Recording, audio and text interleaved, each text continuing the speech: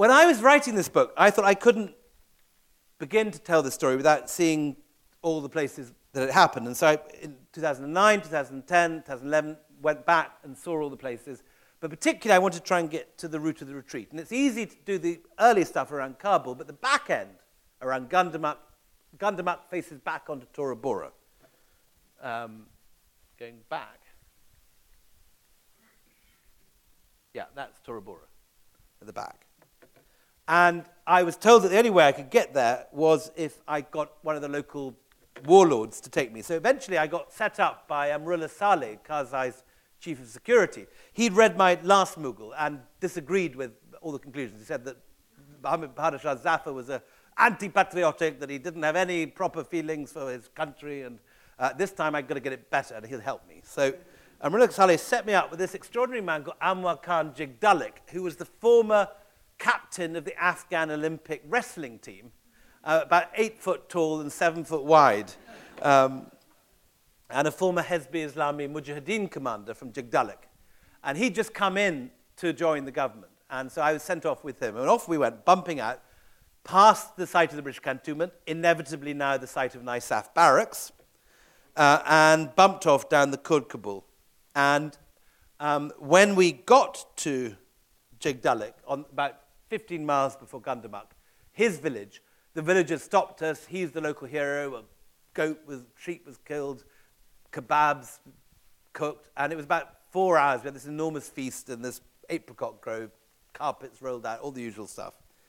And by about 4 in the afternoon, it was clear when we weren't getting anywhere, that we'd eaten so much, and it was so late in the day that we were never going to make it on to to Gundamuk. So rather disappointedly, we headed back via Sarobi on the main road to Jalalabad. On arrival, we discovered we'd had an incredibly lucky break, because after several months of peace, Gundamuk that morning had been the site of a major gun battle on this same hill.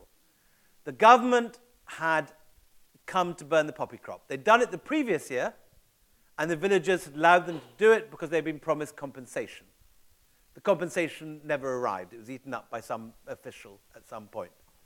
And so the villagers went in and said, if you burn our poppy crop this year, we'll kill you. So when the police arrived, they got in the Taliban, and there was a huge gun battle. 9 police vehicles went up in smoke about 10 o'clock in the morning, 100 hostages taken, 4 or 5 killed. Had we arrived at 4 in the afternoon burping after our kebabs, I probably wouldn't be here telling you these stories now. So the following morning, the elders from Gundamuk, this place, came into Jalalabad to negotiate with the government because they got hostages. And Jigdalik, who knew some of them, brought me along to watch the jirga. And we sat on the outskirts of Jalalabad while all these Predator drones were taking off from the airport. Jalalabad Airport is one of the main drone bases. And at the end of it, the elders came up to talk to Jigdalik, and I was able to ask them some questions through Jigdalik. And I asked whether they saw any parallels between what's going on now and what's happening then. And they said it's exactly the same. Both times, the foreigners come here for their own interests, not for ours. They say, we are your friends, we want to help, but they are lying. Whoever comes to Afghanistan, even now, said Jigdalik, he will face the fate of Burns and McNaughton. We are the roof of the world, said one of the elders of Gundamuk. From here, you can control and watch everywhere. Afghanistan is like a crossroads for every nation that comes to power. But we do not have the strength to control our own destiny. Our fate is determined by our neighbors. Last month, said one of them, some American officers called us to a hotel in Jalalabad for a meeting. One of them asked me, why do you hate us? And I replied, because you blow down our doors, you enter our houses, you pull our women by the hair, and you kick our children. We cannot accept this. We will fight back, and we will break your teeth. And when your teeth are broken, you will leave, just as the British and the Russians left before you. It's just a matter of time. What did he say to that, I asked.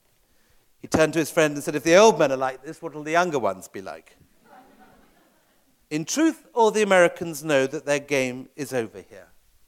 It's just the politicians who deny it. This is the last days of the Americans, said the elder. Next, it will be China. Thank you very much.